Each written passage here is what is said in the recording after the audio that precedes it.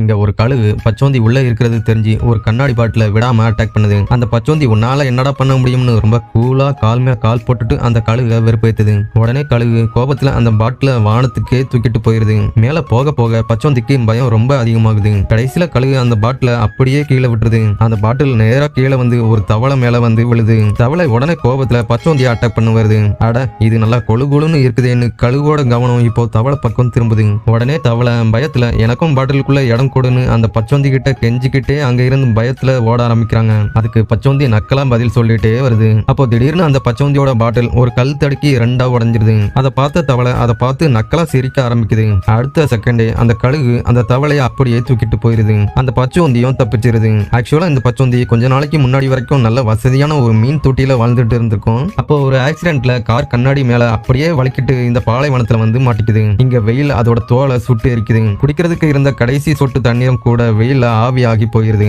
யாராவது ஹெல்ப் பண்ணுவாங்களான்னு பாக்குறப்ப அங்க ஒரு ஆர்மடிலோவை பாக்குது. அதோட நிலைமை இதை விட மோசமா இருக்குது. அப்போ கஷ்டப்பட்டு அந்த பச்சோந்தி ஆர்மடிலோவை காப்பாத்துது. தேங்க்ஸ் சொல்ற விதமா டேட்டுங்கிற இடத்துக்கு போனா உனக்கு தண்ணி கிடைக்கும்னு அது சொல்லுது. உடனே அந்த பச்சோந்தி அந்த பாலைவன வெயில அது சொன்ன இடத்த நோக்கி போக ஆரம்பிக்குது. அப்போ திடீர்னு அதை யாரோ கூப்பிடுற மாதிரி சத்தம் கேக்குது. யாரா அதுன்னு பாக்குறப்ப ஒரு தேரை தரையில அப்படியே படுத்திருக்குது. இது ஏன் இப்படி படுத்திருக்குதுன்னு அது நினைக்கிறதுக்குள்ள அங்க ஒரு கழுகு வந்துருது. உயிரை காப்பாத்திக்க வேகமா அந்த பச்சோந்தி ஒரு மரத்தோட பின்னாடி போய் மறைஞ்சுக்குது. பார்த்தா அது ஒரு கத்தாழை மரமா இருக்கும். அதோட முள் எல்லாம் பச்சோந்தியோட பாடியில குச்சிட்டு இருக்குது. அதுக்கப்புறம் அது தேர மாதிரி தரையோட தரையா படுத்திருந்தாலும் அதோட கலர்ஃபுல்லான ஷர்ட் கலர் பார்த்துட்டு கழுகு அதை வேகமா துரத்தி வருது. அப்போ சடனா ஒரு டின்னுக்குள்ள அந்த பச்சோந்தி நுழைஞ்சி அந்த பக்கமா வந்துருது. ஆனா கழுகோட கழுத்து அந்த டின்னுக்குள்ள மாட்டிக்குது. ஒரு வழியா அந்த கழுகு கிட்ட இருந்து தப்பிச்சிருது. அதுக்கப்புறம் அந்த வழியா வந்த ஒரு பொண்ணோட வண்டியில லிப்ட் கேட்டு தண்ணி கிடைக்கிற டேட்டுங்கிற சிட்டிக்குள்ள போகுது. அதுக்கப்புறம் அங்க இருந்த ஒரு பாருக்குள்ள போயிட்டு எனக்கு ஒரு கிளாஸ் தண்ணி கொடுங்கன்னு ஆர்டர் சொல்லுது. அதை கேட்ட ஒரு பூனை பயங்கரமா சிரிக்குது. ஏன்னா அந்த ஊர்ல தண்ணி ரொம்ப பஞ்சமா இருக்கும்.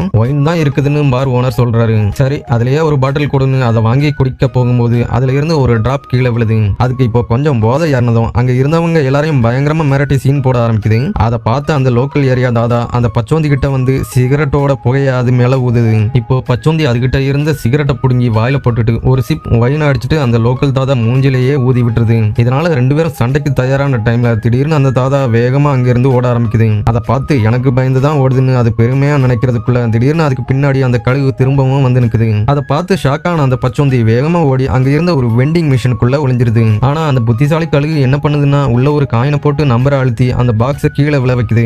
உள்ள திறந்து பாக்குறப்ப அந்த பச்சோந்தி அங்க இருந்து வேகமா ஓடுது. உடனே கழுகு வேகமா போயிட்டு அதோட கயிறை பிடிச்சு இழுக்குது. அப்போ அந்த பச்சோந்தி கையில இருந்த கன்னால அந்த ரோப்பை ஷூட் பண்ணதும் மேல இருந்த வாட்டர் டேங்க் அப்படியே கழுகு மேல விழுந்து அதை நசுக்குது. இதை பார்த்து அந்த சிட்டியில இருந்தவங்க எல்லாரும் இந்த பச்சோந்திய ஹீரோவா கொண்டாட ஆரம்பிக்கிறாங்க.